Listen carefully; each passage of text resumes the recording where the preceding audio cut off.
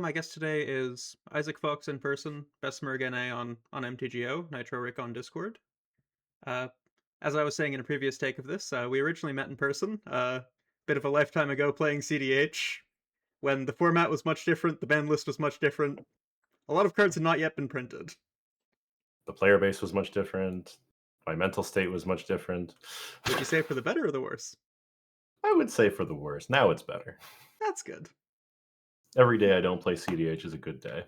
Amen to that.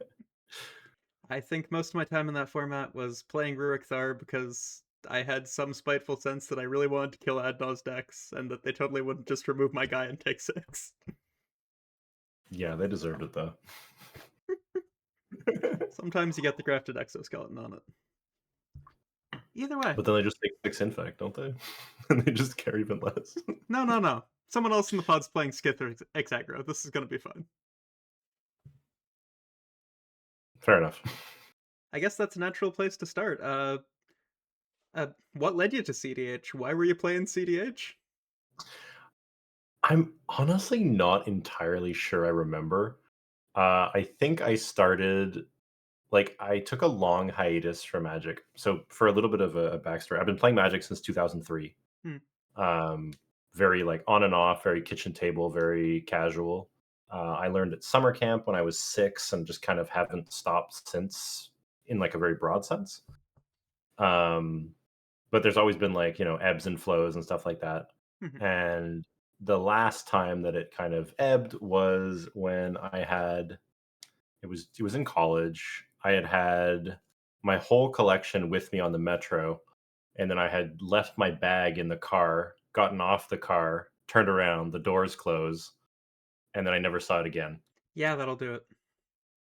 It wasn't a massive collection at the time, but for being a broke college student, losing $1,500 worth of cards was really bad. Oh yeah, at the time that is worth its weight in gold, and even if So even financial aspect aside, you got an emotional attachment to them. I remember when I was playing a lot of Modern, I left my Eldrazi deck at some store, and I just went into my bag to pull it out, realized it wasn't there, and I remember on the spot doing the mental calculation of, do I want to keep playing this game if I don't have these cards? basically, it's is this worth rebuying at this point? So I stopped for quite a few years, and then I came back to it with Commander. I kind of came back playing Commander, and then I did the classic thing where you play a bit of Commander and you realize this format kind of sucks. I'd like to play something a bit more competitive, but with the same kind of play style because I've been used to this, or the same you're kind already of there. environment. So that's when I started trying to play a bit more competitively. So I ran into, it was you, Adam, I believe Jesse was there too. Kind of that crowd was where I started playing a bit more competitively. Carlos too, the whole team turn 3. Yeah. Played that for a bit. Played online for a whole bunch on Cockatrice and stuff like that. Got banned from the CDH Discord for asking someone why they didn't counter a spell that made everyone lose the game after they tutored for Force of Will. Did you ask them nicely? I don't remember. Probably not. You got banned. I imagine you did not say, "Why didn't you counter this spell?" Question mark. Trying to improve as a player. Question mark. Yeah, no, really running it like you were in a TFT chat. Yeah, basically. This is League of Legends all chat. And then I stopped playing. And I stopped playing EDH after that entirely. Partly because it was kind of like a spite thing. I was like, I don't want to play with these people anymore. This was not the paper Commander. I had stopped that a little bit before. Yeah. And I just kind of stopped from there, and then I moved to Modern and had a lot of fun. Modern's a really good format. I really enjoyed it. I was playing goofy infect and stuff like that, and it was not very good. There were a lot of people that believed in it. Yeah, but this was after Get Probe ban, so it was really not good. I remember specifically, I forget how long you were playing it before Modern Horizons came out, but I remember Modern Horizons came out and you were really celebrating, oh my god, we got scale up, Infect's tier 1, Infect's the truth now. All of my investment is paid off. I think I was playing for about 2 months before that. It was not a very long period of time. Okay. You weren't in the mines for years and then you went, damn, finally. No. No. I don't remember. Did Uh, infect end up being a real boogeyman, or was it just fuck it, we got a toy, I'm everyone happy? was everyone was really scared of it for like a week. It did put up some real results with MH1. Um, Not like a ton, but like decent results. And then by the time MH2 rolled around and we got Solitude, the deck just fell off the face of the earth once again. Yeah, makes sense. Yeah. Between Solitude, Fury, Grief, it just did not do anything. You also got hit a little with the all will be one for Exionerato, right? Because that made Plague Engineer way better against you. It did make Plague Engineer way better, but we could play Cavern, but it was terrible, so don't play Cavern. For any of the current infect players out there, don't play No, Cavern. don't play Cavern. In your deck that needs green, green, green, green on your combo turn. You know what? I think I could think of some other don't play statements about infect in the current year. Yeah, maybe just don't play Infect. It's unfortunate. It's an interesting playstyle. I've Yeah. always described it as I want to see the fear in my opponent's face when I play my Glistener Elf on turn 1 and they kept a slow hand. But those days are past. I've been there. I played Mono Green Tron. I would see the Glistener Elf and go, Oh, oh yeah, damn, yeah. that's cool. You got a Yep. match slip? Nah, you have the Dismember. It's fine. Even then, that was tack. I remember the Tron Yeah, Facebook group they at the weren't very time. fun. We're all debating if we should play Dismember and if we should play Thragtusk main. Oh god, I remember the Tron Facebook group. The amount of like screenshots you showed me from the Tron Facebook group. They're a brilliant group of people. They all really wanted to play green and another color. None of them wanted to play green-red for the sweepers. They just wanted to play green in X for here's Karn and here's my pet commander card. Yep. It was the same with the I think the Burn Facebook group was also like completely unhinged. What did they want to do? Like, how do you I don't get remember, unhinged but about Burn? it was someone recommending playing like browbeat type cards and just like Okay, I get the it was vibe. I think was it Risk Factor? Was that the card from Guilds? Yeah, risk factor. They were like, this is revolutionizing Burn. We have to play 4 Risk Factor in all of our Okay, decks. yeah, I see it. Somebody's bringing Vexing Devils to show and tell every week, and even if it's not the same in person, someone has discovered Vexing Devils this week. Yeah, basically. And it was not great. There's some spirit to that though. There's something beautiful about just earnestly believing in your pet card, going, "Hey guys, I've cracked it. I've figured it out." And the place I'm going to express this is Facebook, like 3 years after people migrated off of this site. Yep. I didn't actually even know that there was like online groups of people committed to different decks on Facebook. I thought it was mostly like a marketplace type thing Hmm. until you had showed it to me. I Because by don't. that time I was already looking for like, okay, here's a Discord for this deck, like here's a Yeah. Discord No, for exactly, this. exactly. Like, I don't know why I was in the Mono Green Tron Facebook group to begin with. I think it was like I was using it as a marketplace. I saw the Facebook group and I was like, damn, you know what? I'm 18. I want to improve at Modern. I'll join any resource. Surely whatever adult has an opinion about Magic the Gathering must be right. And I quickly learned. No. I was wrong. It turns out Tron players aren't the smartest among us. No. But that's nothing against Tron players. That's just mostly Facebook users. Some of us turned out alright. And when did you stop playing Tron? Um, the last time I registered a Tronland was How long two, have you been sober, Neil? 2 years ago. No. I'm just hitting something different. Oh, I okay, registered Red Green Eldrazi like 6 months ago because a friend brought me the deck. Yeah, that deck's pretty good. I still play Eldrazi at parties, just not out on my own. Yeah. That makes sense. I swear. I know that like Ramp has been putting up some decent numbers too. Yeah, the deck seems solid. Like, I'm not playing Modern at this point, but if I was, there are good Eldrazi decks. There are good big mana decks. I just I'm too busy being Diamond and Teamfight Tactics. Hey, that's just pre-masters. It's true. Sometimes I hit Masters, and then I get to chill at 0 OP forever because other people are actually good at Teamfight Tactics. But you know I think what? other people play a lot. If they had FNM for Teamfight Tactics, I'd be getting store credit. Shout out Spider-Man Draft. Yeah. Do they do like? Because I know in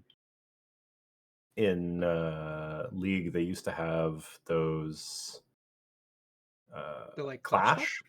Yeah, yeah. Do they do that for TFTs or like mini tournaments or something like that? Not really mini tournaments. There are open tournaments that are like destination events every once in a while, but generally it's more of like they have they have like preliminary tournaments where you have like day 1, day 2, day 3. If you're at a certain point in ladder, you just automatically go day 2.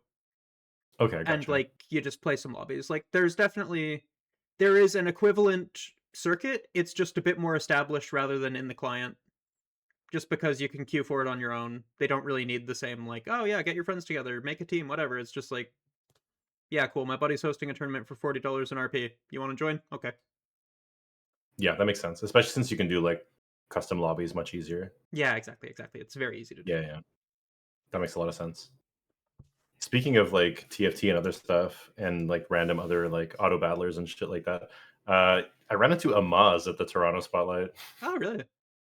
which was really fun.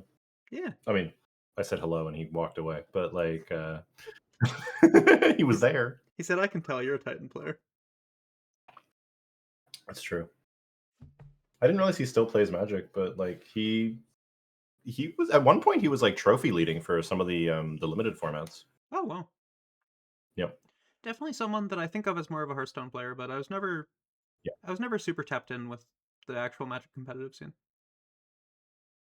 Yeah, I feel like the competitive Hearthstone and competitive Magic and some of the other card games have a lot of overlap. Makes sense. And that people who do well in one of the games will often move over to another one, kind of like Magic and poker have a lot of overlap for like Magic pros who go and play poker for a while.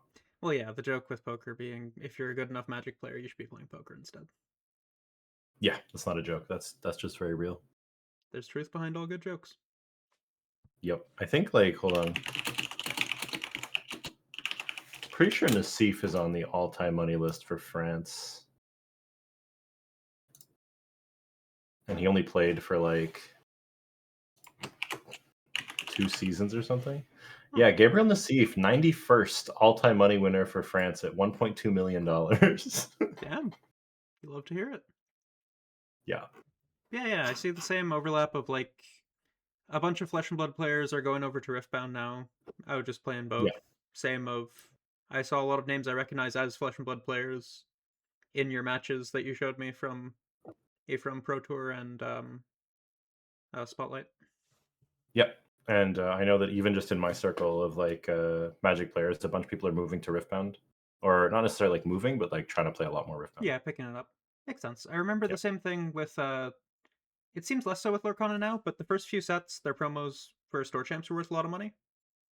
I Oh was yeah, I remember that. I was running store events at the time and like that was a big thing of like people cared about them here and I remember hearing about like the equivalent of an RCQ grinder in the US going like, yeah, okay, cool. I'm good enough to top 8 my RCQs. I'm going to pick up this game. I'm going to drive with my buddies everywhere we can over the weekend. Let's hit our 10 a.m. store champs. Let's hit our 4 p.m. store champs. Yep. Let's fill our pockets with as many Rockstar Stitches as we can find and then flip them for store credit. I think I saw a Reddit post about someone who had there was the Rockstar Stitch. There was also the Mickey Mouse, right? There was Yeah, like some really expensive Mickey Mouse. probably. Someone posted like a screenshot of them with like 30 of them. They're just like, I've spent the last 3 weeks just playing every event I can. I've driven like 6 hours in every direction, and I've won 30 of these. This is worth $85,000 or something. Like, At some point, that's living the dream. That is, if you don't yeah, want to no, play for real. poker, that's the hustle. That's what we're gonna try to do in the next week with Store Champs for the Yeah. Pride. We have like a group. We're gonna try to hit like 6 or 7 in the next week, and yeah, sorry, and just win as many as we can. Hmm. Who's in your group? Bert, Purple, DDT. I think that's the core that's just driving around. Okay. Just like regular Store Champ grinders, and then our ride. Yeah, Montreal is very nice for that, especially if you have a ride to the greater area. Like, we just have Oh yeah, yeah. so many game stores. It's an unreasonable amount of game stores. I don't know why there's so many. They all really want to give you an Ocelot Pride. I can't wait to take them. Do you have your deck locked in for that? Yeah, I'm gonna just be playing Excruciator. Okay. I've been playing it a bunch online. I have the cards for it. I picked up their missing pieces, and I'm borrowing Riddlers, which is I think the only card I didn't have. And Makes sense. I don't want to spend $300 on Riddlers right now. Yeah, if you have a friend that'll lend you Riddlers, I think that's more than reasonable of a move. Yep, I'm sitting at like a 85% win rate on Arena right now, in like almost Diamond. I think I haven't played a ton, Yeah. but the deck feels really good. Feels really consistent. Very high floor. Lot of skill expression, Hmm. especially in paper. I have not played a deck before where I ask my opponent to cut the 3 cards that go in the bottom for stock up and have it matter quite so much. Yeah, no, you are really getting in the weeds at that point. Yeah, they keep going like, "I don't need to cut it." I'm like, "It really You do. matters. Are you You sure need you to wanna cut. make sure?" Judge my Yeah, opponent needs to like cut. and then, Hmm. like, multiple times bottoming 2 important cards that you want after you combo and then stocking up a second time. So your first 2 draw steps, you hit, like, double Avarice or something, Oh, interesting. and then you can like because it's a card that you wanna draw, but it's safer on top of your deck after combo turns than in your hand in some matchups. Right. Funnily, this is going back to your CDH days. Your time making Doomsday 8 piles pays off. Oh, yeah, no, I did that in Legacy too, it's great. I'm so excited. Yep. So I just wanted to record a quick addendum to add into the interview from before. Isaac's been playing Blue Black Excruciator in Standard for recent store champs. I was talking to a friend recently who was going, "How does this deck work?" And I figured better to give Isaac the floor to explain it as someone that's currently playing and learning the deck than just kind of shrug and try to take it apart. So first off, how does the deck work?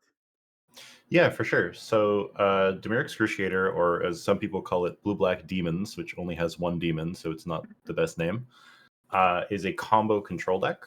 Your goal is to prolong the game by playing a slew of removal spells, board wipes, and hand disruption until you can either win the old-fashioned way by just attacking with a couple 4/4s and 5/5s in the face of Deceit, Harvester, Spider-Man, etc., or more commonly, casting the card Doomsday Excruciator, which, if anyone is unfamiliar, is a 6 mana 6/6 with flying. At the beginning of your upkeep, draw a card.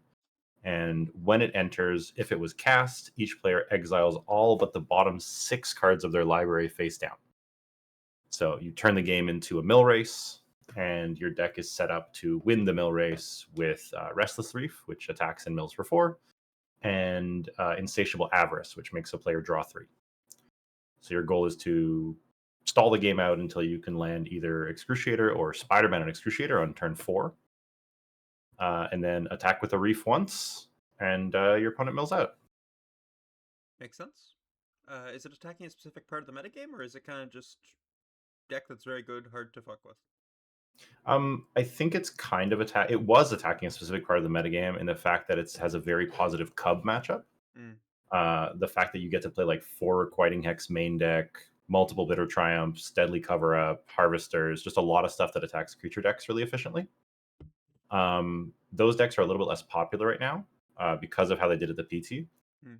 So I think it's not necessarily as well positioned as it was that weekend.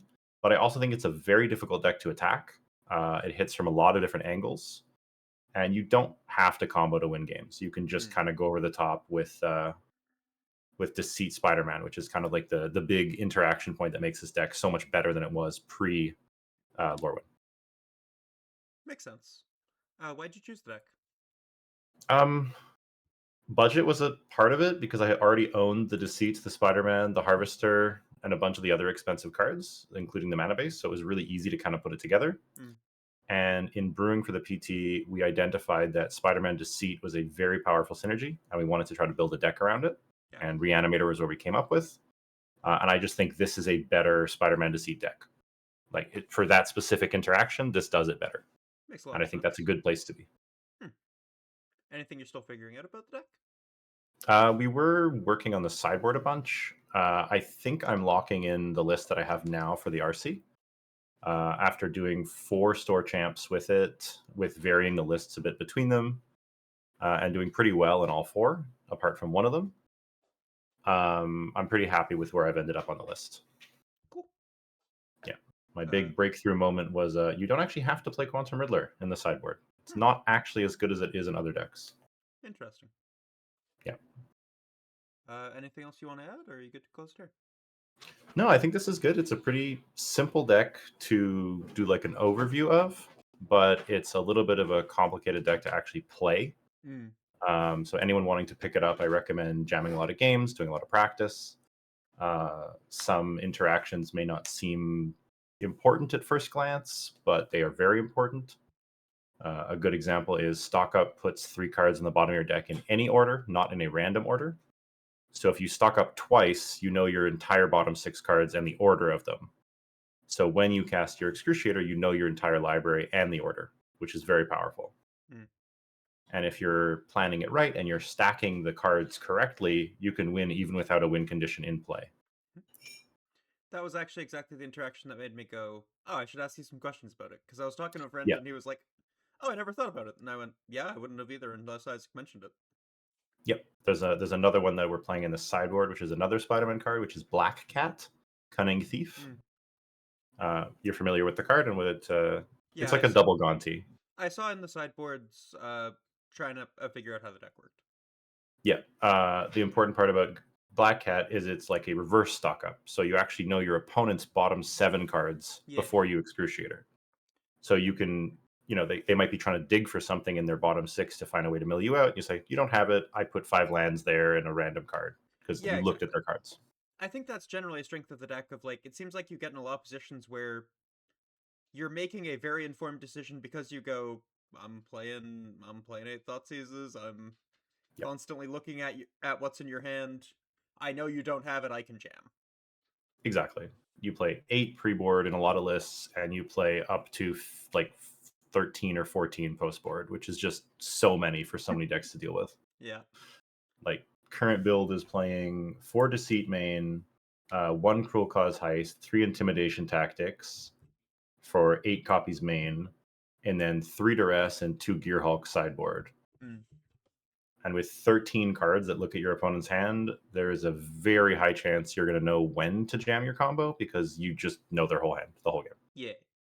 Makes a lot of sense. Like I might even play Peak in this deck if I could. Hmm. It's really just that interesting about it. I don't think I would actually play Peak, but it's like the fact that it's even a thing to think about is the kind of effect this deck wants. Yeah. Interesting. All right. Mhm. Well, thanks for your time. Thanks for explaining stuff. I'll see you around. Absolutely. Sounds good. Ciao. You were saying that you went from CDH to modern. Like, were you playing Legacy at the same time, or was it kind of just you got into So I was Legacy a bit later? playing. Yeah, so before playing CDH, before my break, I was playing Kitchen Table, but the Kitchen Table we were playing was basically Legacy. I don't really Mm. have like a good explanation as to what format it was. It wasn't really a format. Yeah, Someone you was were playing like playing no ban list. yeah. Someone was playing Block Constructed Mirrodin. Someone was playing like Block Constructed Shadowmoor, and we didn't know how the rules worked. So Yeah, Giant Baiting was like the best card in the format because you thought you could conspire it 4 times. that's the vibe. Um, you cannot, in fact, conspire it 4 times. We lost many games because because someone made 10 giants when you can't do that. My equivalent of that was Illusory Wall, I believe is the card. Hmm. Because as we did not know how the wall text worked, and I don't think that one out.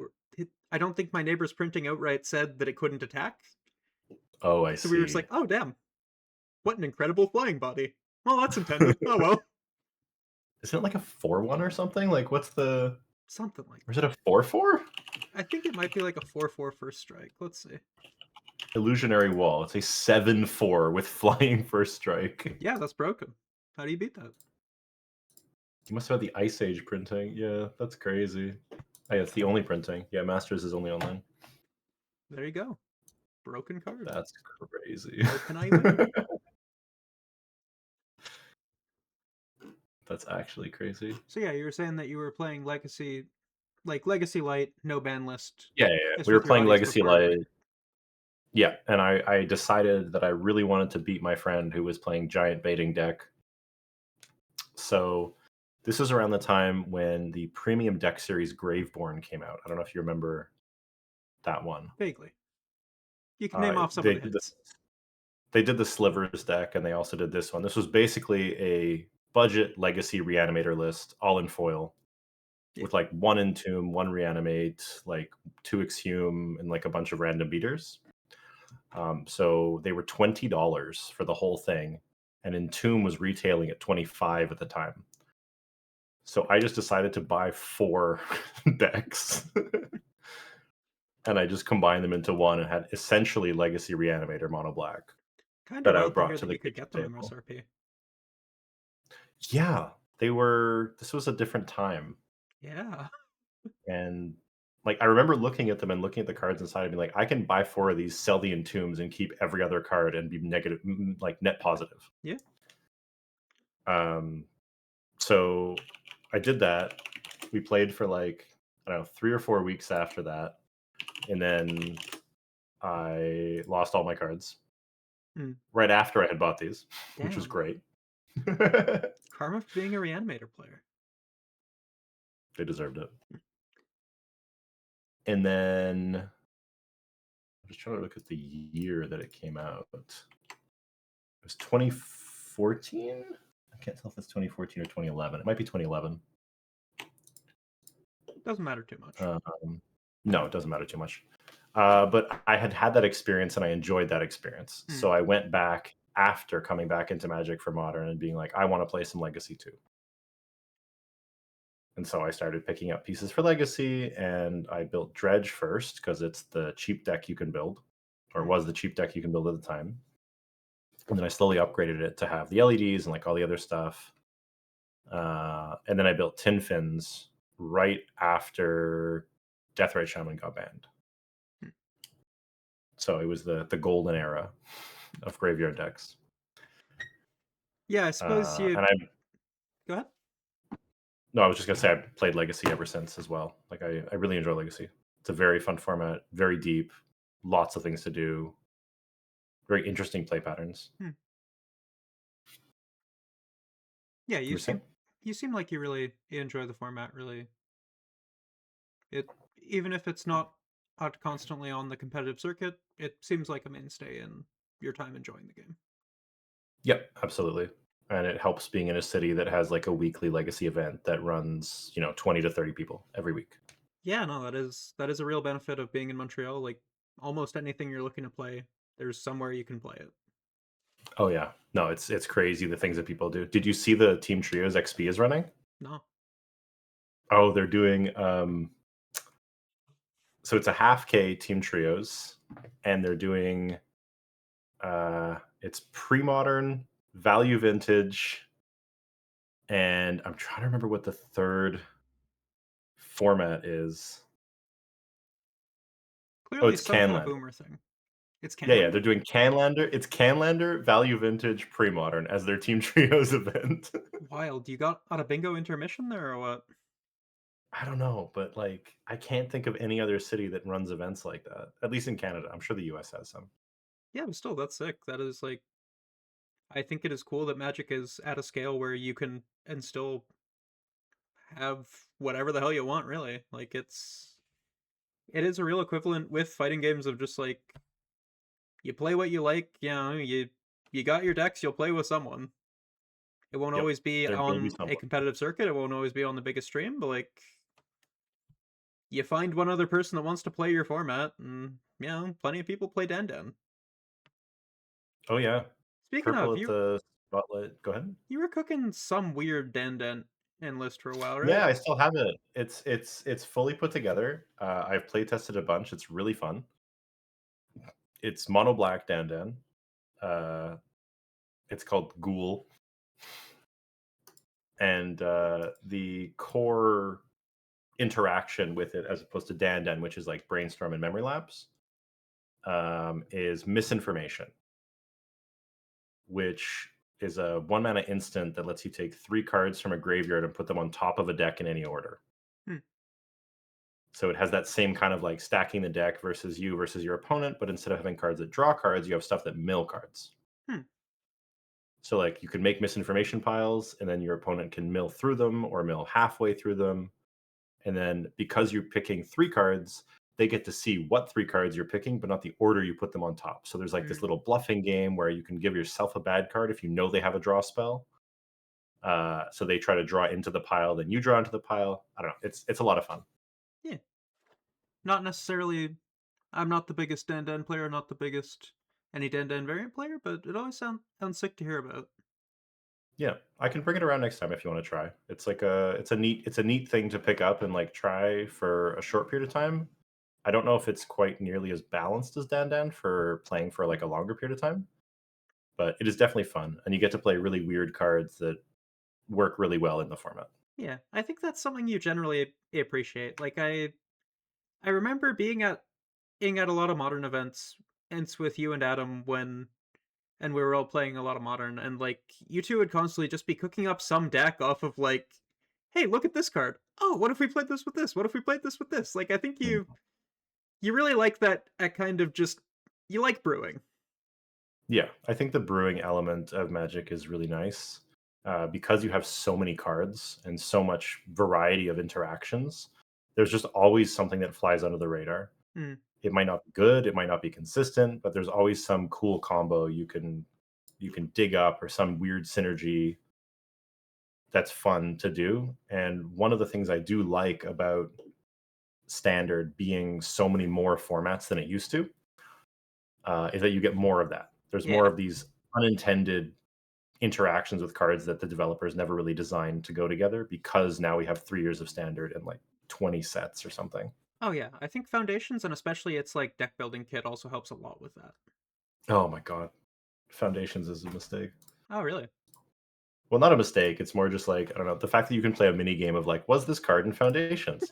And I could literally not tell you if it was or not. Fair enough. It's It's just so many cards. more so the card pool size than the non-rotating is what you take Oh, yeah, grievance with yeah. if I I'm enjoy the understanding. card. Gotcha. Yeah. Hmm. But I don't know. If I'm playing more standard because it's like the premier competitive format for events that I'm qualifying for or trying to play at, I think having a bigger standard with more cards and more depth of play is a net positive. Hmm. I could see that. Playing dual decks is it versus mono red can only be so exciting for so long. Hey, don't you worry. There's a different is it deck every event. Oh no. It's true. It's what, like 3 consecutive bannings where the Izzet deck was the best deck and it was a different deck every time. I can't complain too much. I like the degenerate decks. I like when I'm playing my one mirror on arena, but I also get to enjoy that because I'm not trying to qualify for something. Yeah, that's fair. I do think like mirrors are generally kind of interesting, They're but interesting in a not different way all than mirrors. the baseline. Yeah, and not all mirrors are created equal. Some are just a complete shit show, and they're just not very fun for anybody involved. Yeah. But it is what it is. Yeah. Can't always play the most fun matchup. That's true. I guess leading off of that, you're mentioning you're playing some standard because it's the competitive format. I think you've generally been on a bit of a run of improving at the game, and as a result, qualifying for a decent amount of stuff lately. Uh, what do you think? Something really changed in your mentality? Something clicked, or is kind of just you put in the time and it's starting to pay off? Um, I think that a lot of it is just putting in the time Mm, and kind of like both having the time to put in and also focusing on that time to put in, doing some actual structured preparation as opposed to just I'm going to play a bunch of X format and see what clicks. mm, Um, I also think there was a little bit of a eureka moment a little while ago where I looked at my game, I looked at how I was playing, and I said, you know what? Maybe I'm not actually that good at this game. And I'm going to approach this as if I'm learning it again. mm. And turns out I'm not actually good at this game. And there's a lot more to do and a lot more to learn. Few people are truly good. Yep, I completely agree. And I'm glad that it's kind of paying off. I feel like I'm doing a lot better overall in events, or at least playing in bigger and bigger events and Mm. not doing terribly overall in them, which is a good bar. Yeah. And I'm Mhm. Sorry. Finish your thought, and then I got Yeah, questions for I'm you. excited to compete more and play in more bigger events and continue improving. Yeah, that's sick. I'm realizing I don't think we've given the context of what your recent results are, what you qualified for. So, would you be down to list that up? Yeah, for sure. I recently queued for my first PT by top fouring the Calgary RC playing Modern. Um, Went to the PT, day two'd, finished 8-8, which is not a stellar result, but considering the caliber of players there and how unfamiliar I was with the standard format, I'm pretty happy with outperforming the deck that I was on. Mm. Reanimate had a terrible weekend and had like a 35% win rate. So 50's more than very happy. 35? Oh, I did not get 50% win rate in standard. I had like 44% or something. Oh, true, because there was also Or draft. literally 40%. I went 4-6, Mm. Okay. which somehow outperforms the average, which is crazy. Yeah, I'm kind of surprised. Reanimator seemed strong, but A lot of people were packing hate for it. mm, The deck has quite a bit of variance, and it's also extremely punishing for sequencing mistakes. mm, More so than a lot of other decks I've played, just because the mana requirements are so high. right. So if you play like the wrong land on turn one, you can just lose the game. Interesting. And the better your opponents are, the more they will punish you for making wrong decisions. Yeah, very true. Overall, wasn't an amazing choice for the weekend. I still think deck is fine. I think Excruciator is kind of doing the same thing, but a lot better. Mm. Makes sense why you're on it now. Yeah, yeah. I had a lot of the decks. Going into the event, we kind of identified that Deceit Spider-Man was a really powerful synergy that we wanted to build around. We just didn't kind of find the Excruciator deck in time, and we ended up playing Reanimator. When you say in time, was it eventually on your radars by the time the event rolled around, or was it like a surprise when you saw the deck list? It wasn't like a surprise. I remember that like the day of the event after decklist submission, my friend Leo was like, "This Excruciator deck looks really sweet." And I was like, "Oh yeah, I've seen it. I don't know if it's any good." Mm. And then we saw it in play, and we're like, "Oh, that looks really good." And then I played it online. I'm like, "Wow, this deck's really good." Yeah. Um, and yeah, so we definitely should have been playing either that or one of the more heavy elementals builds. Mm. Makes sense. Hard to know before or you see the event, though. Oh, absolutely. And this was also one less week than most PTs, Mm. according to what people told me. Because usually you get an extra week for prep, but there just wasn't that here. Right. And I think future PTs are also going to be very low prep time. Interesting. So this is the standard going forward. It will likely be the standard going forward. I think Strixhaven gets a little bit more time because of how the release schedule is structured, but I'm not 100% sure. I'd have to check when Vegas is. Interesting. Apart from that, I played in the Toronto Spotlight. Did not do well, but then I top 16'd the LCQ the next day Mm. that had 600 players or so. And both were Uh, limited, right? yeah, both were limited. They were both sealed into draft. My sealed pool for day one did not cooperate with me. Mm. And then I managed to get quite a solid sealed pool for the LCQ.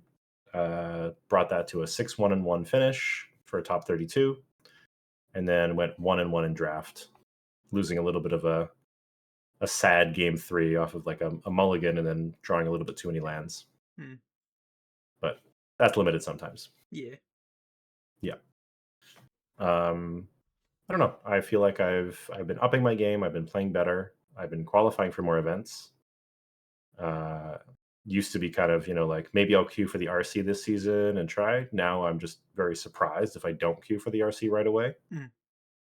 And I'm hoping that at some point I'll be surprised if I don't have like a PTQ, Yeah. I like think. a queue for the PT.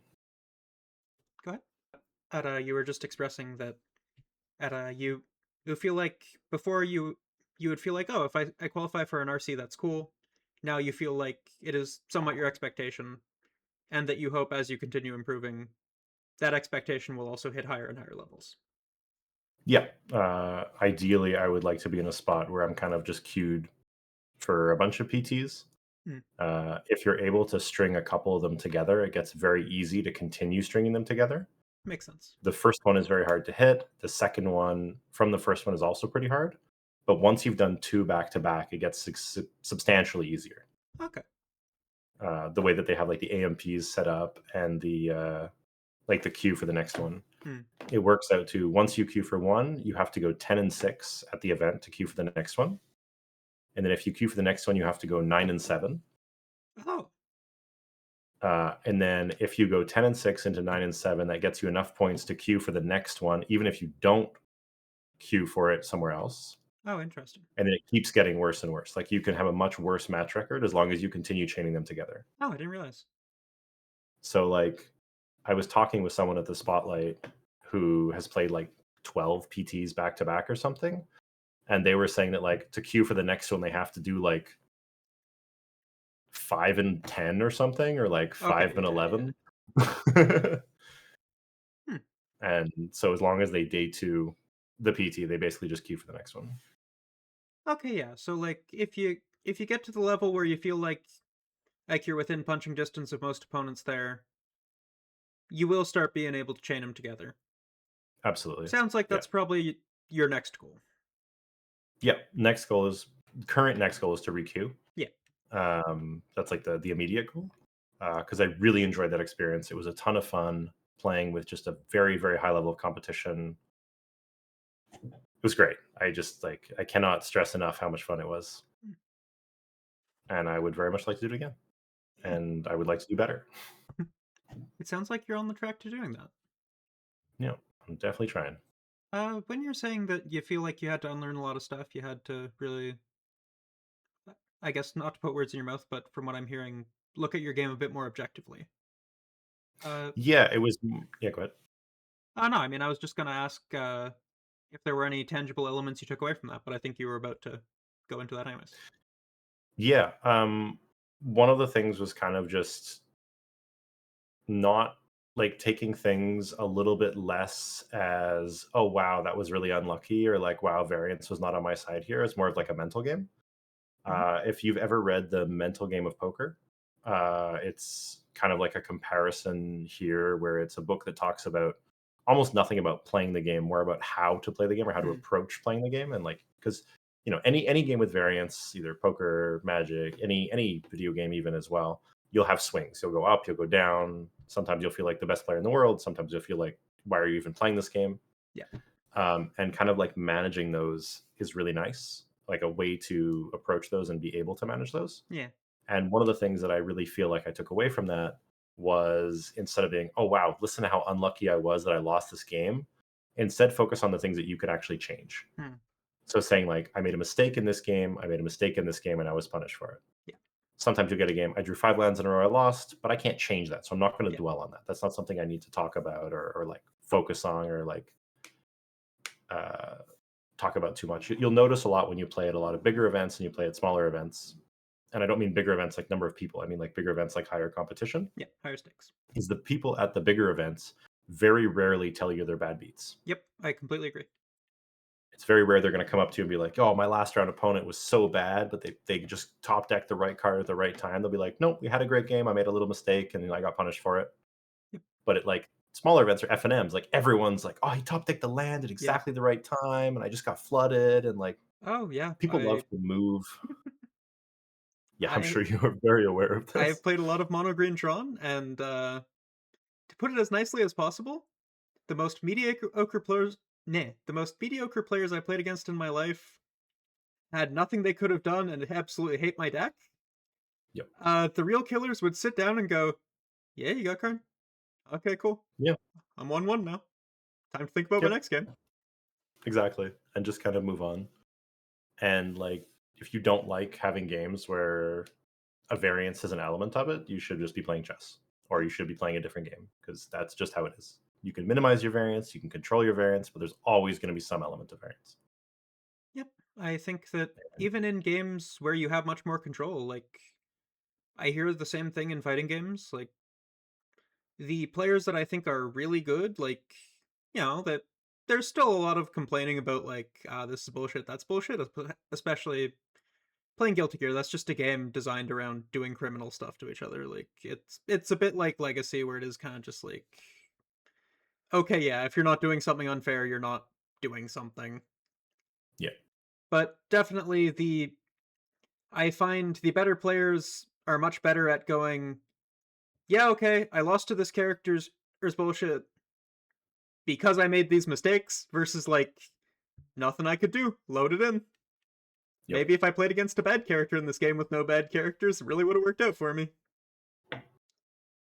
And it is okay to sometimes say, like, I made no mistakes and I still lost the game. Like, that Yep. does happen. But even then, But even then, there's a tone about it. yep, there's absolutely a ton about it. And the game is not limited to just the game. Yep. Like, if you come into an event playing, let's as an example, Mono Green Tron, and you pair up into Infect, and you say, "Well, there was nothing I could do," that might be true. But coming into the event, picking Tron as your deck was already a choice. Like, Yeah. it was already an action, and there are some consequences to that. And that might be losing to Infect. That might be your game two versus Blue White takes an hour and 40 minutes. Yep. Like, Oh yeah, that is also the big one of like, ah, damn, I hate playing control. I went to time. Sleeve up mono red aggro. yep, absolutely. Deck Y- choice is just as much a skill as deck piloting. Yep, that is something I say a lot to people. There was a little bit where I was playing in control decks just to see how they felt. Learn the skill, learn what it's like from the control player's perspective. And my takeaway was, damn, if I'm ever playing a bracket for stakes, I am not playing a deck that can go to time. Yep. Or you have to be very good at playing very fast. Oh yeah, like I think that I play recklessly when I play fast, so I just can't play that type of deck in tournament, or at Yeah. the very least would have to improve it. There are 100% players that don't have that issue, and I think those are the people who continue to register control while not just going, damn, went time again, wonder what happened. Yep. So those are kind of the things that I approached and Hmm, I feel like I've been working on. Um, I will definitely still get caught up in the trap of, I've played this deck for the last 6 months. I'm going to play this deck, even if it's a terrible choice for this event. yeah. Um, but I will work on that as well, and just kind of be open to playing whatever I believe to be the best deck or the best deck that I can do well Hmm. with. Yeah, I think Titan is decently well positioned for that. It's a deck that you can move your flex slots around. You can usually find some way for Titan to be solid. Oh yeah, Titan is a perfect example of kind of like an evergreen deck where it'll always be playable as long as they Hmm. don't ban a bunch of stuff out of it. There might be some events where it's better, there might be some events where it's worse, but you do have a lot of flex slots and a lot of flex sideboard to kind of adjust what you want to play against. And the core is just so objectively powerful that you can almost always do something with it. Hmm. What initially drew you to Titan? Because you were saying you were playing Infect for quite a while. Yeah, so I was playing Infect for quite a while, and then Yeho stopped playing Titan Hmm. and kind of stopped playing Magic as a whole. And I can't remember exactly what it was, but I saw. Oh no, I remember exactly what it was. I was reading the card Amulet of Vigor, and I had this absolute eureka moment where I was like, "It's a trigger! It stacks! Oh my god! I have to play this." Um, and then I was like, "This looks really fun." I didn't have a Magic Online. I didn't have a rental service, so I didn't have the deck on Magic Online. And there's no really other place to play Modern except for like Cockatrice or Spell Table or any of these other things. So I started picking up cards and paper. Um, Bought the deck. I think I started playing right around MH2. Hmm. So it was actually quite recently, or fairly recently. Hmm. MH2 was what, 4 years ago? Something like that, yeah. Yeah. Um, and I think the really big push that caused me to want to get the deck was actually Urza Saga. Hmm. Seeing, I was looking at the deck and I was like, this deck looks really interesting. It has some really cool stuff going on, but it seems a little inconsistent. And then Urza Saga came out, and I'm like, wow, this is crazy. This is probably the best Urza Saga deck in the format, and I think this card is insane. So I picked up my sagas, I picked up the deck, and I haven't really looked back since. Hmm. I have played other decks. I do own other modern decks, but I do think that's kind of like my bread and butter right now is still Titan, and I will still generally fall back to it for any event if I don't know what to play. Hmm. What other decks do you have right now? I currently have Neoform built, Hardened Scales, Burn, and some build of Shadow. I would have to like probably buy some cards for it. I'm missing stuff for the past couple of years, Hmm. but I have like a Shadow core. Okay. I think Yeah, I so need you like got a Nether few Voids, options and if a ever you couple other don't feel like stuff. Titan's the move. Yep. I do think Neoform is probably pretty well positioned right now. I think Wistfulness is a substantial upgrade to that deck, even though it doesn't appear to be on first glance. But we've been testing with 3 of them, and it's looked really good. Hmm. So yeah, I guess getting more into these stuff surrounding the events you played. How do you feel testing with people? What's it like having a bit more of a focused group to really bounce ideas off of, brew with, have these discussions with? It was really nice. So the first event I did any sort of focus testing was for Calgary, Hmm. for the RC for Modern. And it wasn't really like pure focus testing, I guess. I had like 2 or 3 different groups of people I was testing with. There was one online that was a bunch of Titan players that we were kind of like jamming games, trying different things, and like working on the deck. And then there was my friends that I went with to the event that we jammed a bunch of paper games, got our practice in the Airbnb, and also like beforehand. Hmm. I felt really prepared for that event. Felt like I had my reps in. I was ready, very confident. Went in, dodged some bad matchups, placed into matchups that I was very well prepared for, and did well. Yep, I really, really practiced against Jeskai Blink. Played against them 4 times in the event and did not drop a game. Nice. Um, and then the second event where I did some real prep for was the PT, where I went early to Richmond. We had a testing house. We bought a bunch of sealed product. People brought all their decks. Everyone brought extra cards. We did like drafts in house. We did limited team meetings. We had like set reviews. We spent a good 5 to 10 hours a day for 4 days just prepping, Hmm. and I thought that was really helpful. Got the reps in, and the limited prep was really important. This was the first limited format I think that I ever just knew every card. Hmm. And just kind of knowing every card is really important in a format that I feel is very trick based. And I Hmm. think Lorwyn is a very trick centric format. And I don't know if you can think of this, but how many times have you been playing a limited game and you attack and they block and then they have a trick you've never seen, or like you've seen like once in spoiler season or something, and then you just lose because Um, I didn't know there was 1 mana for a I strike in this set. it was something that I very consciously started learning when I started considering myself a limited player. Like I started drafting in Magic like 19, I believe. Mhm. And in that format, I forced green white auras every time because it was the only deck I knew how to play. It was the only deck I knew the good or bad cards in. And it was deep enough that I could usually build something. And like, if I won, cool. If not, yeah, fair enough. I don't know what cards are in your deck. Fair. Uh, I think I started. I started really like trying to win at limited around Ravnica Allegiance. Okay. I don't remember what the trick was. I got blown out by some trick, and I told myself, if I am earnestly trying to win, more than reviewing any of my games, more than thinking about mistakes, I need to know what my opponent is representing when they're holding up mana. Because Yep. when I'm playing Modern, my opponent is holding up, my opponent is holding up 1 mana as Tron. They have Dismember. Not necessarily they have it in hand, but like they Yeah, could their have range is Dismember. far Yeah, smaller. yeah. Like Jund is holding up a Blood Crypt. They could have Bolt. They could have Push. Just understanding Yep. what your opponent can do is the first step to winning at the game. Like in anything, like even playing League of Legends, playing a fighting game, playing whatever you're playing. Like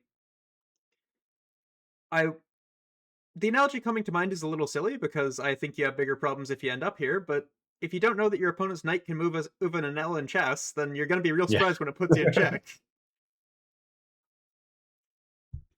Absolutely. And this is not to say like I didn't know what cards are in a set beforehand. It was just kind of like I would normally know most of the cards or like the big cards, or like Yeah, if someone shows me a card, I'm like, oh yeah, I know that card. but it wasn't a But conscious like, decision. You didn't study it. yeah, exactly. And for Lorwyn, I knew every 1 mana trick, every 2 mana trick, every 3 mana instant spell, Hmm. like just every card. Yeah. And there was like many games where I played differently than I normally would because I was like, okay, you have 2 mana up, you can have, Scarblade's Malice plus Blossoming Defense, you can have Blossoming Defense, you can have like Mischievous Sneakling. You can have like this here, you can have this here, and like missing some attacks that I could have done if I didn't know these cards, or Yeah. like not attacking into an open trick. Did a lot. Hmm. Like I think it definitely boosted my win rate. And if I try to take any other limited format seriously, I will be doing this again. That makes a lot of sense. Funnily, I find that I can tell how good a player is by I swing into them with if like a 2/2, they have a 1/3 or something, and I have open mana. And the better a player is, the more likely they are to go, yeah, you know what, I'll go to 18. Or at least think about it. Yeah. They will at least ask themselves, okay, you know what, if you 1-for-1 me, I lose my board presence. How do I feel about that? Versus just Snap going, damn, 2/2. Okay. Yeah, exactly. And there's a little bit of a leveling game there where if you are playing against better players, you can get away with that attack a lot more often. Yeah, exactly. Exactly what I'm saying. Um, Like I find if I get that vibe from the person, I'm like, oh, you know what? I'll put you at 18.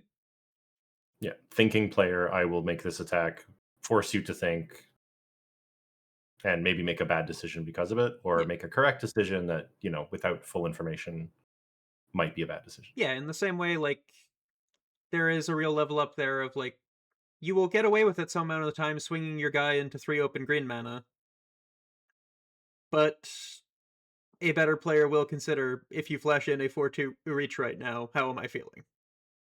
Yep. What specifically do you think makes Lorwyn a trick-based format? I think that because a lot of the power level in this format compared to other ones is away from two drops. Like this is one of the least two drop centric formats that I can think of in recent history. Mm, It's tempo based, but it's kind of like higher up on the curve tempo based. mm, Your three drops and your four drops tend to be really good. mm. Um, and if you have a three drop and I have a three drop, and my trick gets rid of your three drop and keeps mine, it's way bigger of a tempo swing than a two drop trading up to a three drop. I Right. guess if that makes sense. Yeah, makes a lot of sense. Um, it's also one of the reasons why I think Cinder Strike is like stands out as one of the best commons, if not the best common in the set. Mhm. Not for the deal two damage mode, for the go turn four, four drop, turn five, play four drop, kill your four drop. Interesting.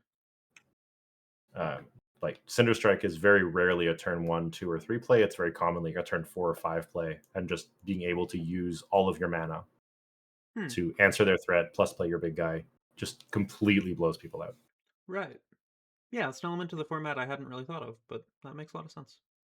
Yeah, it's just two drops are just not as important in this format as they used to be. Hmm. Or I'm sure like we're gonna get other sets this year that two drops are super important, but like the mentality of moving into a limited format and going, I want two drops, I want removal, lot less important in this format. Oh yeah. Removal very important, two drops less important. Yeah, even coming from Avatar, like that was such a gem my 2-drop set. Mhm. Yeah, that was something This that one, go ahead. I was just saying, like the three and four drops just have so much power they can overwhelm like even two drops a lot of the time. Yeah, I completely agree. Like I was really surprised at a lot of my early decks that I was like, I feel like I drafted a ton of good cards. I have such a big 3 curve compared to most sets. Yeah, This is kind of you weird. should. Is my deck actually good? And then I would play it out and I'll go, yeah, okay, never mind. That was Yeah, correct. the threes are really good. The fours are also really strong. There's a lot of fours in this set that just very much overperform. Um, Looking at like some of the standouts would be like the 2/5, or rather the 3/5 Kithkin that can't be blocked by creatures of power two or less. Yeah. The Elfish, the Cavalry, Safe Right Cavalry Yeah. is just such a house. I never realized you could do that at just on any elf. Or rather, Oh yeah, sorry. Not on any elf. Specifically, my opponent yesterday had the changeling dagger, and I didn't realize that made it a changeling. yeah, So they swung in with Kithkin that had that equipped, and their safe right cavalry was like under my I think it's called Bitterbind, whatever the like 2 mana Blossom Bind. Blossom Bind. There you go. I was under Blossom Bind and I was like, this card doesn't exist. This is fine. I'm being swung at by a Kithkin. And then I read all their Wrong. cards and I'm like, oh wow. Even when this thing is completely nullified and you're swinging with a Kithkin and a 2-drop knife, it finds a way. Yeah, Safe Right is very good. Also, like the can't be double blocked on a 4/4. That could be a 6/6. It's just very hard to block it. Yeah. Um, there's a couple other fours that are just really good, but it's just that the power level on the twos rather, is just kind of not there. Mm. And a lot of the good twos don't. They're either mythics like Lockmare or something that just like do the mythic thing, or they replace themselves, or they have some really strong effect like Eclipsed Kithkin or something like that. Just Mm. really kind of like overperforms the 2 drops just because it draws a card. Yeah, finds you 3 drops. Yeah, but overall, you can just kind of like not ignore the 2 drop slot, but It doesn't have the ignore it. prominence instead it would in other sets. Yeah, exactly.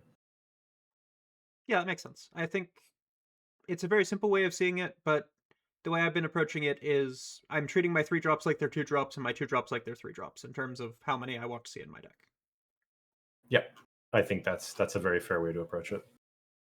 Definitely gets more And nuanced if you're playing at higher levels, but like for an FNM, yeah, I'm playing goblins, gets me there. yeah, and because your curves tend to go higher, removal gets better because you're answering more mana worth of spells with one removal spell, and your tricks get better because the same thing, you're answering more mana worth of stuff Hmm. with a cheaper spell. Yeah, makes sense. So that's kind of how we approached it, and it did pretty well. Yeah. Uh, are there any decks that you feel like you'll either really miss playing or just you were unhappy when you ended up in them? I'm in the set. Um, I could never really figure out a good way to play Kithkin. Hmm. It always felt like I was missing something. Either it wasn't aggro enough, or it was too aggro and it ran out of gas.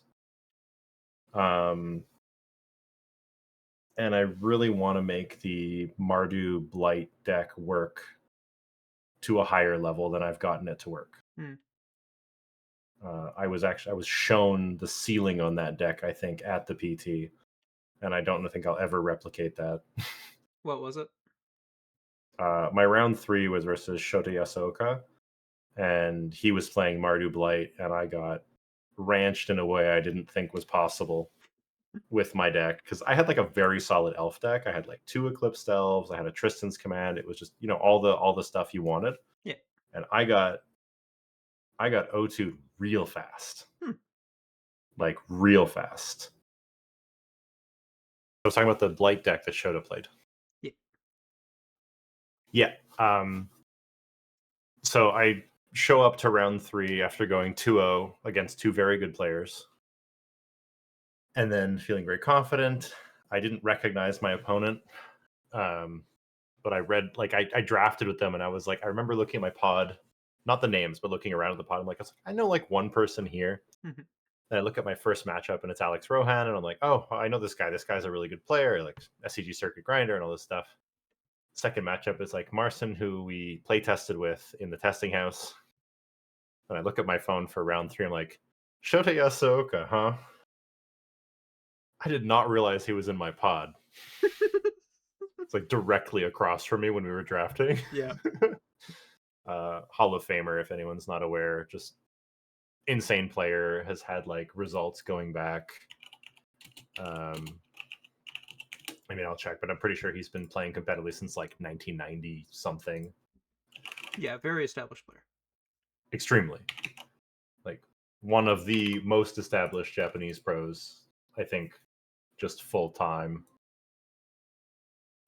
Yeah, his first event I can see here is he played a GP in 2001 There you go. and played the 2002 Japan National Championship. Somewhere in all those First, events, figured out how to play Blight. yeah, first pro tour was 22 years ago. Oh, not bad.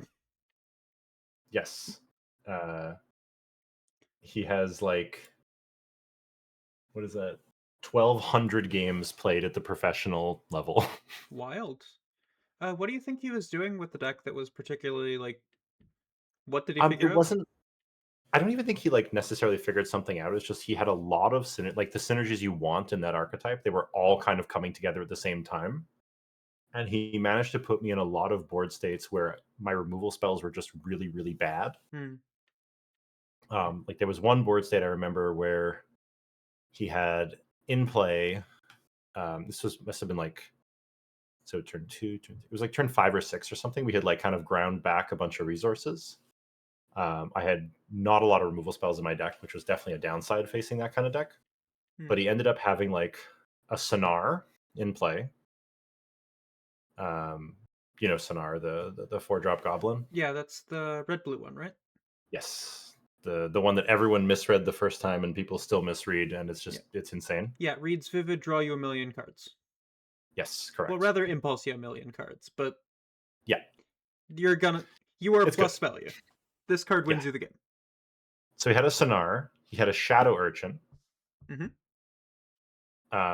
For reference, the Sonar has 3 -1/-1 counters on it by now because he's blighting on it. Yeah. A Moonlit Lamenter, which is the tree folk you can remove a counter to draw a card, Yeah. and a Gristle Glutton, which blights to Rummage. Yeah. So it doesn't really matter what I kill here because he's still drawing like 3 cards a turn. Yeah. And the fact that he had 3 counters on the Sonar just meant that even if I was able to answer it, it just impulse draws 3 regardless. Yeah, no, it's a rough little time bomb of like you're not immediately dealing with the problem. Yeah. And my only removal in hand at that time was Blight Rot. Mm. So my question was, does he draw 7? Or like what am I supposed to do here? Yeah, at that point you just try to deck them.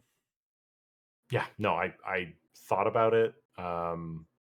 I ended up getting like a good trade-off for the Shadow Urchin, then killing the Lamenter, and then like I did not win any game.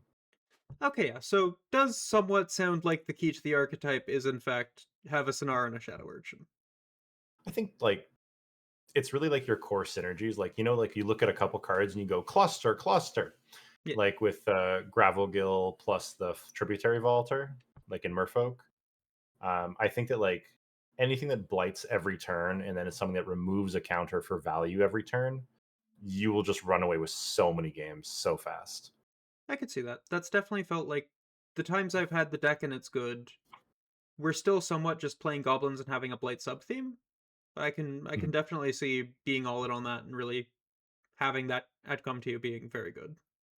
Yeah. Like I think my most successful black red drafts have been just black red blight with like 2 goblins. Makes sense. But I do think the goblins deck can be good. It's very reliant on how many what do you call them? How many aristocrat effects you have. Like how many Yeah. curse crafters or goblin mischiefs or bogart mischiefs. Yeah, I think you can randomly high roll all a pile of rares because no one else is in it, but like Yes. the non hey look I high rolled my rarity slots version of the deck is just like yeah, like you're saying, you have a bunch of drain effects, you go, wow, here's a bunch of game objects on board, would you like to take 3 to remove 1? Yep. And then I will attack you with 4/1/1s every turn. And if you don't block them, you'll take 4. And if you block them, you'll take 12. Like, Exactly. yeah. But yeah, feels a lot like you're trying to do something specific versus some other colors that are kind of just yeah, okay, cool, I'm playing cards that win me the game. Yep.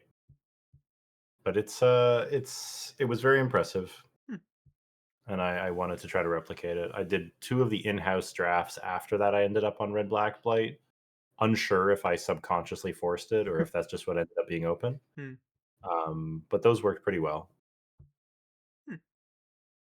Were there any And then other rounds that really stuck out to you as like damn, really, you understood your deck, you knew what you put for together? limited or for construct, From the perspective of your opponent. um, I think for a lot of them, it was like they were decent draft decks. None of them really felt like they were train wrecks, Hmm. which I kind of expected to see a couple train wrecks in the PT drafts, just because decks tend to be worse when you're playing with better players Hmm. because things don't wheel as much. People like hate pick a little bit more often. People take the stronger cards earlier, Hmm. read the signals better. Um, it might be because I won my first round, both drafts. I didn't play against the O1 players, which Hmm. are the ones who generally like have the train wreck drafts. Would make sense. But everyone's deck was pretty functional. Hmm. Nothing was quite as good as Shota's deck was, I think. I went 2-1 in the first draft, losing to Shota, and then I Yeah. went 2-1 in the second draft, losing to the Mirror. Like Okay. we were both playing an elf deck with Vivid Bombs. Okay, and they drew their Aurora Awakener before I drew my Marilyn. checks out. And apart from that, I think I could have 3-0'd the second draft without that much issue. Hmm. It was like a game 3 type thing where both top decking lands, whoever finds their bomb first probably wins. Yeah,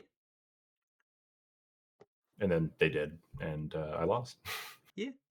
How it goes Still sometimes. happy about that draft. Yeah, no, I still high rolled on that draft in round 1, higher than I've ever high rolled in any limited format. It I was sorry, go ahead. I think that generally you were mentioning to me when you started it showing up to draft Avatar that like you were prepping for the Pro Tour because you just didn't feel super familiar with drafting Yeah, like actual sets. I feel like you've drafted a decent amount of Vintage Cube. yeah, I've done a lot of Vintage Cube. I ended up getting second place in the Vintage Cube live event, which prior to this was one of the highlights of my Magic career. Hmm. Um, Not quite a highlight because I didn't win, but We take it was those. still a great. Oh, absolutely, it was still fine. Like it was a bit of a crushing misplay, but it happens. I've definitely done a lot of cube, not just Vintage Cube. I've done some other cubes too. Um, Recently, I played the Garfield cube, which was a lot of fun. Assuming Richard, It's not the like cat. yeah, assuming Richard. It's a Montreal guy who has a cube that his only requirements are every card is old bordered and every card is signed by Richard Garfield. Oh, cool. And he also has like Sharpie on some of the cards by Richard, and you play them as errated. Oh, cute. You also play with like Mana Burn and some other old rules. It's a fun time. Sounds like. Um, and I have done drafts in the past. Like I've drafted off and on for a lot of sets, and I do pre-release and stuff like that. But I hadn't really like sat down and been like, I'm coming to an FNM to draft. Yeah. Yeah, you're usually at the So modern table. exactly. So doing like a bit of a switch it up and playing like more of a limited event, it's a lot of fun. Like it's nice to go in and kind of like have a deck building section and then like a gameplay section where both are equally important. Where I would say like the deck building section for a constructed event is a little less important. Mm.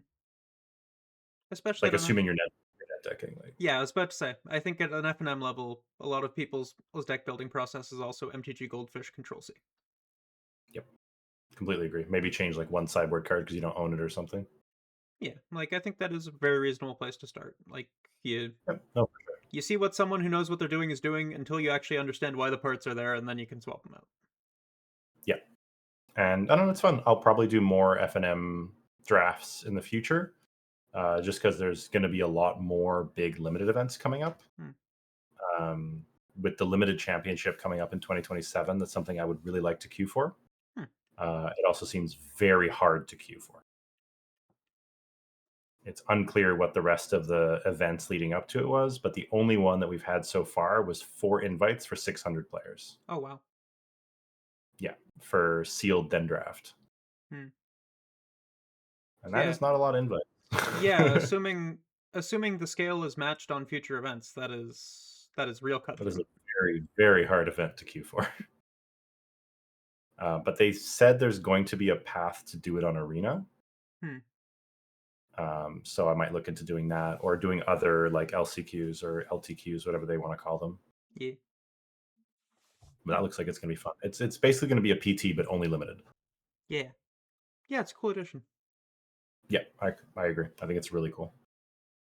And leaning into Magic Limited, which I think is one of its strongest points compared to other games. Mm-hmm. Because like I don't actually know how like the limited works in Flesh and Blood or some of these other games, but I know that Magic's Limited is very strong. In Flesh and Blood, it's hero based. Okay. My friend Kubi, who was the first interview on this channel, is someone I met at through drafting Magic. So we talk a lot about like where he thinks that at Flesh and Blood draft falls short, where he thinks it excels, and I somewhat agree with his take of like first off, just not every set is draftable in Flesh and Blood. Okay. Out of the ones that are, there was one recently that had like a special just thing on the field that you could interact with at all times. Uh, I love playing. yeah, it seems like generally that was the set that he liked better than the more recent limited set. Uh, my understanding is it's a lot easier to train wreck there because you're playing a hero like you have your generic cards, but you have to lock into your lane at some point, and you can't be like, oh yeah, you know what? I spent my entire pack one picking illusionist cards because illusionist had best cards in pack. You don't get to Oh, go, I don't have my colors. I guess I'll splash. Like, I guess I have to be Jund instead of black green. You just go, oh, well, I'm dead. I guess I've got to put a bunch of bricks in my deck because I am not allowed to register these illusionist cards in my ninja deck. I think that Yeah. Flesh and Blood Draft is in its nascency. I think it's interesting. Uh, I think that Magic has just had so much time to perfect what they're doing, figure stuff out that like I don't know. I talked to people about my least favorite Magic draft sets in the last 2 years, and then I compare them to like when I was playing in Guilds of Ravnica or Ravnica Allegiance, and I am kind of like there were cards I liked in Ravnica Allegiance, but objectively, even the worst sets here do have a lot more going on than that set. They really ramped up how much they wanted to focus on limited environments as of like 2021, Yeah, and it definitely shows. it's Like cool. every set feels playable. Yeah, Yeah. And like you might enjoy some more than other ones, but they all have some degree of playability apart from Spider-Man. But we don't talk about Spider-Man. I mean, even then, I showed up. I played several weeks of Black Red Madness because it was always open. Uh, sometimes you open a Soulstone and you clap your hands. Sometimes you just get some face-to-face games store credit, but it's plenty playable as long as your goal is to make face-to-face games store credit. Yeah, I mean, I'm not sure if that would be the goal overall. No, I imagine the a limited design team is not sitting there going, hey, I hope people get real hyped to earn their money into store credit and 3 boosters. Yeah, and like maybe go positive Let's if you not get count store crazy. credit 1 to 1. Let's not get crazy. There's only so many soul stones. That's true. There's nothing else really in that set that's worth anything. Electro's gone up a bit, but like without getting too in Oh, the weeds about Spider-Man finance, yeah, yeah. I'm not Soulstone was gonna. the big hit. Got it. Yeah, I think we've touched on most of the topics that I originally had laid out. I would like to ask a bit about cooking for standard because you had to figure out what was good real fast. You had to, you had your teammates around you, but ultimately For sure. you were kind of just going in blind. You saw your Spider-Man interaction and you ran with it, but I don't know, what was that like? Did you feel like you would have liked more time? Did you feel like you kind of liked the a time constraint of we got 2 weeks to submit the assignment, or what was the vibe? I feel like I definitely could have benefited from an extra week. Hmm. Um, I don't think I would have had that much benefit from more than that. I feel like one extra week would have been fine. Like 3 weeks is a good amount of time if you are willing to, if you're both willing and have the time to just focus on just that. Hmm. 2 weeks definitely felt too short for me. I mean, I'm sure other players who are more used to prepping for limited events like this or like prepping for PTs with limited time were fine. We just felt like we didn't have enough time. Yeah, makes sense. And there was also the issue of card availability. Hmm. I couldn't guarantee that I could get every card. Let's say like last minute I wanted to play something else. I couldn't guarantee I had the whole deck. Right. Especially because this PT was not at a con. It was its own standalone event with no vendors Hmm. at all. So if you show up to the event and you're missing a card, you're fucked. Yeah. Like there's nothing you can really do about it. Yeah, that is brutal. I hadn't even considered that aspect. Yeah. They did contact Star City Games, and Star City Games kind of like you could order cards to be picked up at the event from SCG, Okay. but SCG didn't have every card, and it's tough. I think if I didn't have a testing house, I would have been a lot worse off. But because I did, and some people just brought like obscene quantities of cards overall, we had most things. Hmm. That's But good. there was definitely a couple of nights where people were running around being like, one of the guys on the team, Emmett, was like, "Okay, guys, I've ordered 12 copies of Roaming Throne off Star City Games. If anybody needs them, we'll have them. But if more than 3 of us need to play it, we're gonna have to find some more copies." Like, someone like, "I ordered 52 copies of Flame Raider. We're fine." Like, That's really funny. It almost sounds like you're planning a little camping trip. yeah.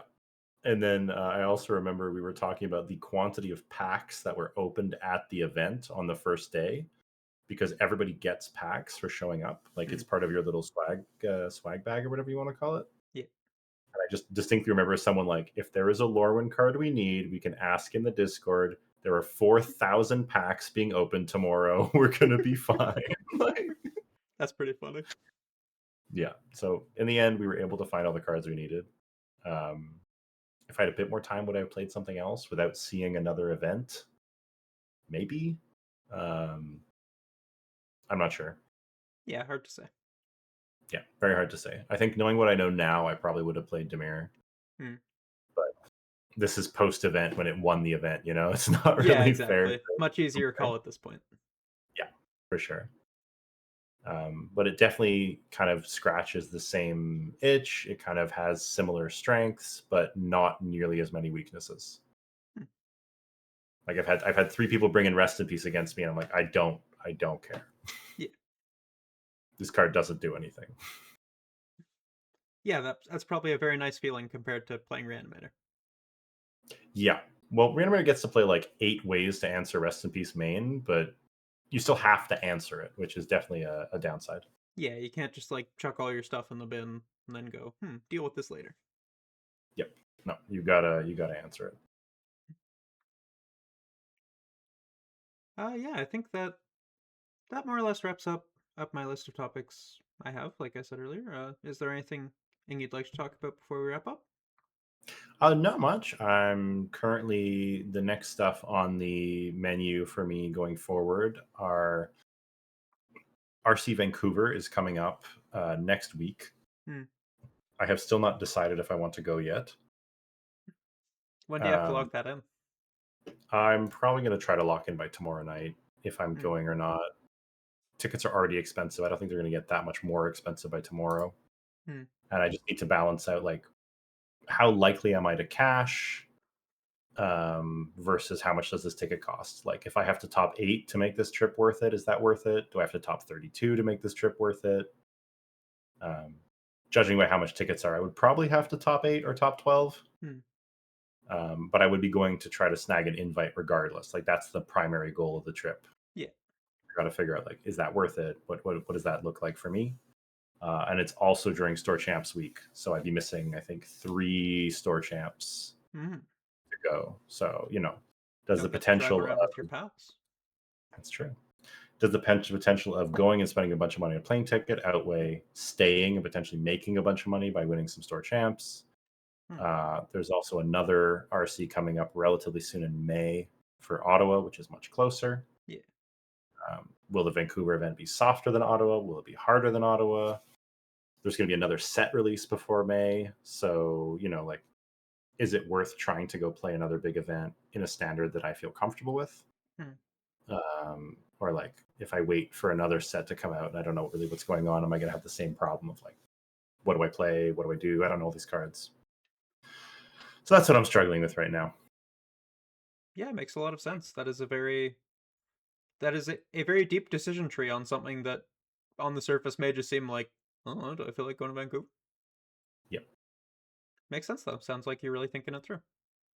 Yeah. I'm gonna try to come to a decision by tomorrow. That's what I've given myself my limit. Right now I'm like 70% not to go, I would say. Hmm. But I might feel differently tomorrow. I want to play the Star Champs tomorrow and see how I feel about that. If I absolutely destroy it, like 5-0, don't drop a game type thing, I'll probably be a lot happier, ready to go, feeling more confident. But we'll see. Yeah, grab your Ocelot Pride, pull out your phone, book a ticket immediately.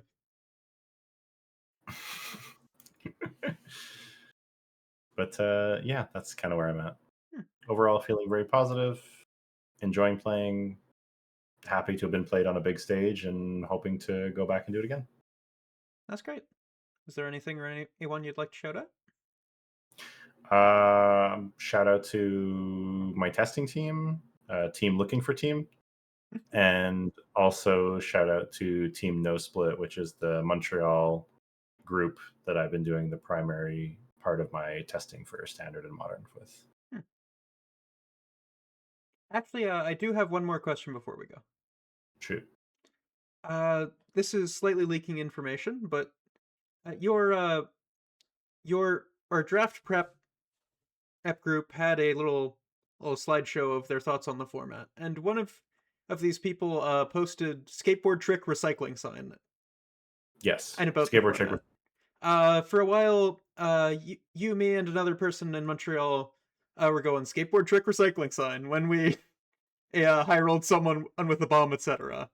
Did you ever actually learn what that meant? Skateboard trick was talking about it's a very trick centric format. Hmm.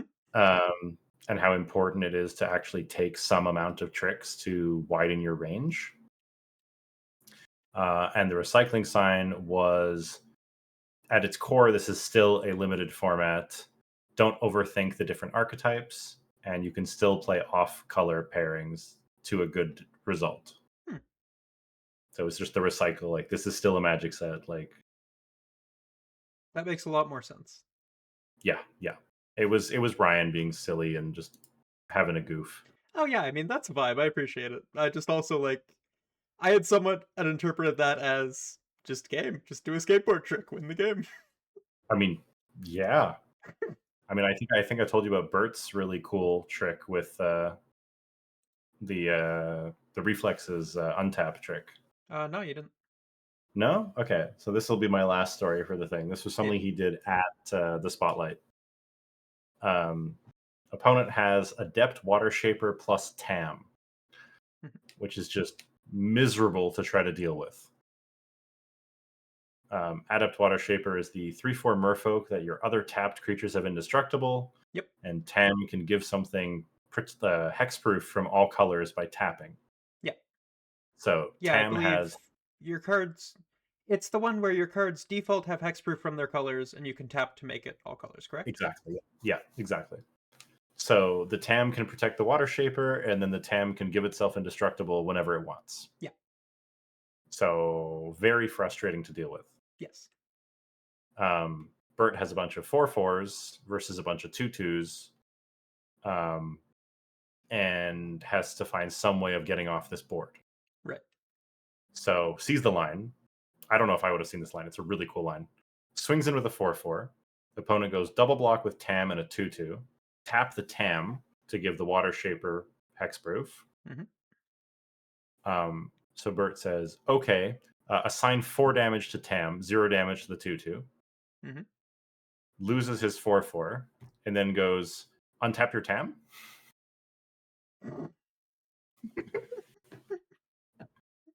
That's spicy. Yeah. Give your Tam +2/+2, untap your Tam. And then Tam has 4 damage marked on it. State-based actions are checked before you get priority, and the Tam dies before you get to tap it.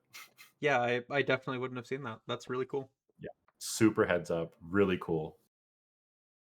And that was really nice. Yeah, no, thank you for sharing. You did not previously. Okay. I definitely told someone, but I don't think I had told you. Yeah. And then my highlight for the PT was round 1 of day 2 with my Marilyn Elves deck. I go turn 4, play Marilyn off of a Great Forest Druid or something, Mhm. and flip my opponent's special guest Bitter Blossom, which is a fairy, which makes fairies. And Mhm. Marilyn triggers off fairies, not just elves. Mhm. So I That's milled him wonderful. out that Mhm. game.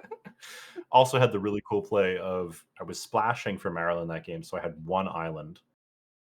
And then I got into a board state where I blocked with my 0/4 on his 4/4, so I didn't have blue mana up, but Mhm. I was holding an island in hand for 3 turns and without playing it.